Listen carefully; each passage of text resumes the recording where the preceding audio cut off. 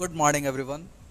Today I'm going to teach a very interesting poem, that is The Camel's Complaint. The Camel's Complaint. In this poem, who is complaining? Very nice. The camel. The camel is complaining to others animal. He is comparing itself from the others animal, as like in your home or in your house. When you have two brother and sister, when whenever your parents go to the market and bring some toffees, and when he came into the house, then he gave a chocolate to your elder sister and younger brother, but you didn't get it. Then you think about this situation in your mind. After that, you will complain to your father, why you will not give me a toffees. In the same way, the camel is complaining itself, and it is comparing to others animal, like that. Now the poem, I am going to start the Charles Edward Carey. He was born on 1841. His tenure is 1841 to 1920. He was an American poet who wrote for children.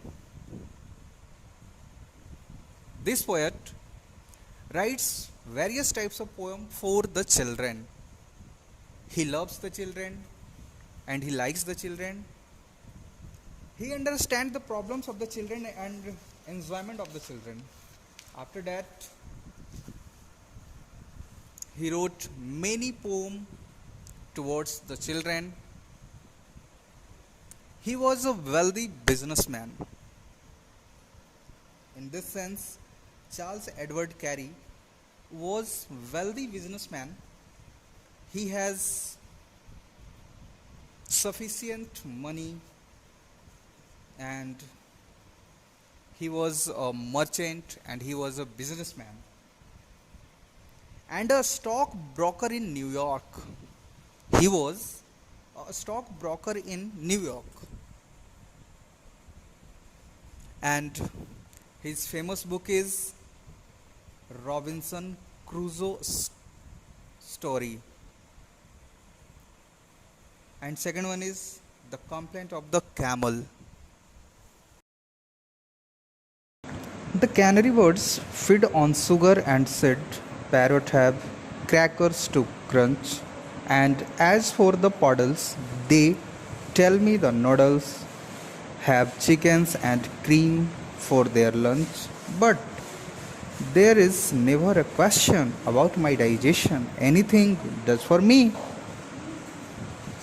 In this poem, the poor camel, while most creature and prized, pampered, or at least tended to down to the lowly pig, the camel is our beast of burden, left to thirst, forage, and sleep in merciless desert.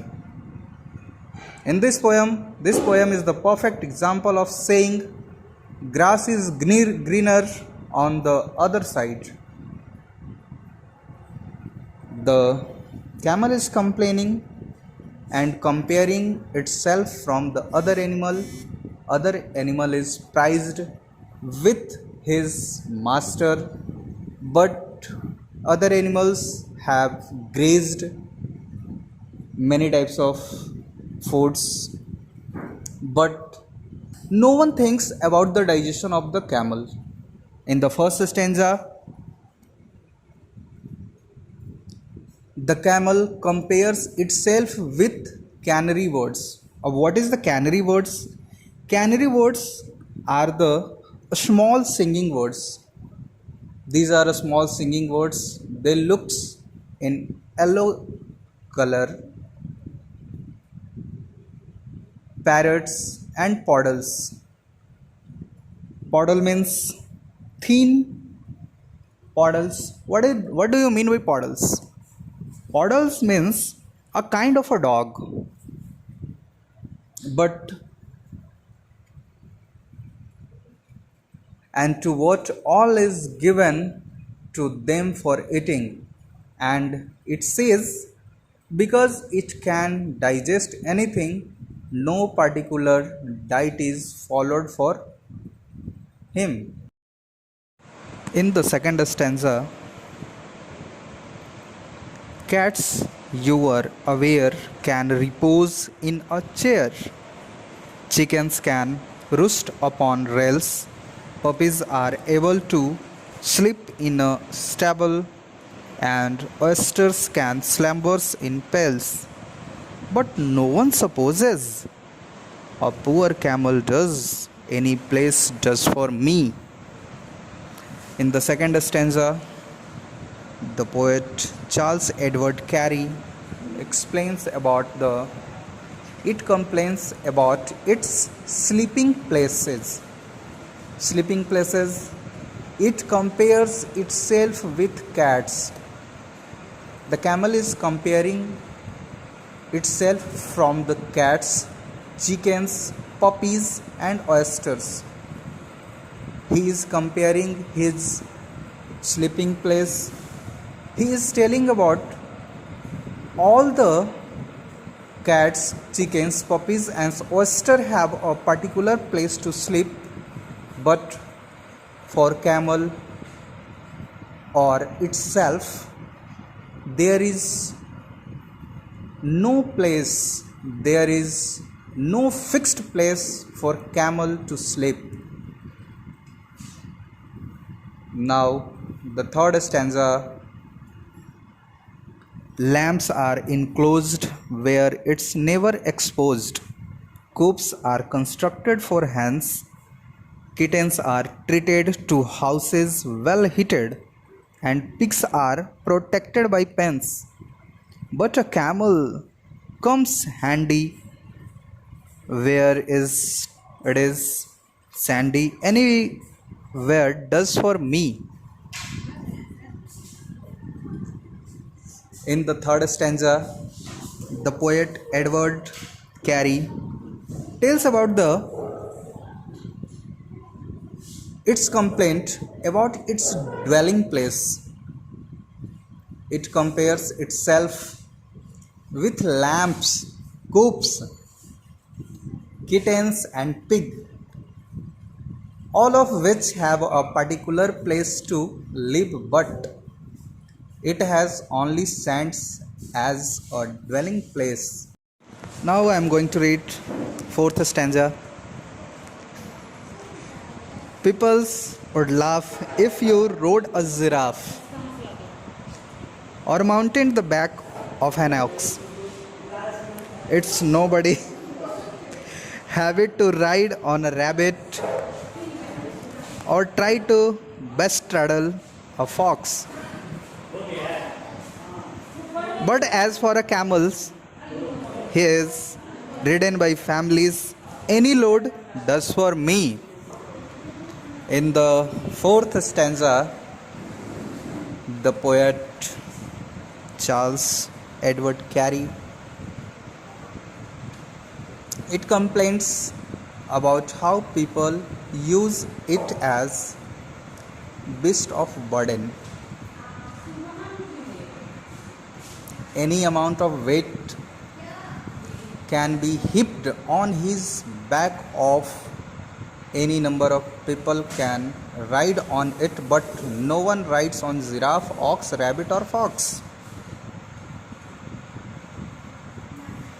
Camel has too many problems and he is complaining, and it is complaining to itself whenever in the desert place people used to carry something on the hip of the camel. Now I am going to read last stanza of the poem. A snake is as round as a hole in the ground, and visuals are wavy and slick. And no alligator could ever be straighter than lizards that live in a creek. But a camel's all lumpy and bumpy and humpy, any shape does for me. At least in the last stanza, the poet Charles Edward Carey tells and complains itself, and it complains about its feature. What is the feature inside the camel? He has a long hip. It says that it has bump and hump. It has bump and hump on the back of the camel, whereas the other animal like snakes, weasels, alligator and lizard have sleek feature on the back of the snake. Weasels, alligators and lizards have no hump and bump on the back, but I have bumps and humps on my back. The rhyme scheme of this poem is A, B, C, D, D, D, E. Thank you.